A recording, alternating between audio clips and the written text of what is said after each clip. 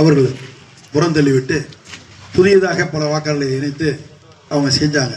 அங்கே கட்டமைப்பு இல்லை. அங்கே கொஞ்சம் அமைதியாக இருக்கணும், பேசுகிறவங்க வயசு அப்படி போய் பேசுறது கொஞ்சம் அமைதியாக இருக்கு.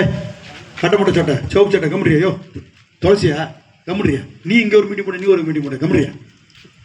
ஆக இது மாதிரி கொசுத்தல் ஒன்று ரெண்டு இருக்கும் அங்கே தொலை பொண்ணு பேசி.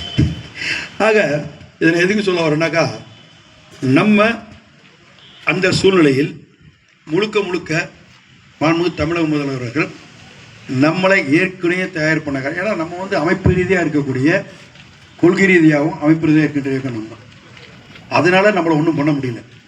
ஆனால் அங்கெல்லாம் பார்த்தீங்கன்னா வாஷ் பண்ணி புதுசாக அடிஷ்னலாக சேர்த்து இருக்கிறவங்களையும் இல்லாதவங்களாக்கி, உயிரோடு செத்தவனாக்கி, செத்தவனை உயிர்ப்பிச்சு, இது மாதிரி பல கோணத்தில் பல இடத்துல வந்து அங்கே பீகாரெல்லாம் தவறு செய்து தப்பான முறையில் ஆட்சியில் வந்து உட்காந்துட்டாங்க.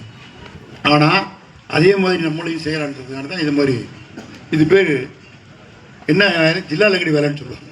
இந்த வேலையை நீங்கள் ஆரம்பிச்சிருக்காரு மோடி.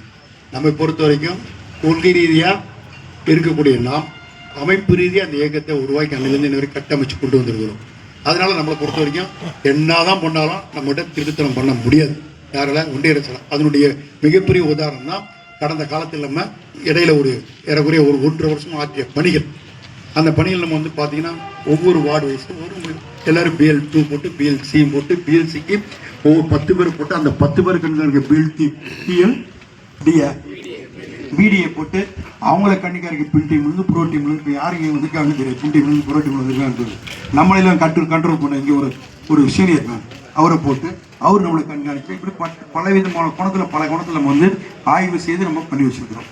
ஆக நம்மளை ஒன்றும் இந்த திருட்டுத்தனத்துக்கு அவரோட மோடி என்ன நினைச்சாலும் திருட்டுத்தனம் பண்ணவே முடியாது. அது அடுத்த கட்டம் நம்ம விழிப்புணர்வு விளக்கிற கண்ட ஊதியில் உட்காந்துருக்கணும். ஒன்றும் பண்ண முடியாதுன்னு அடுத்த கட்டம்.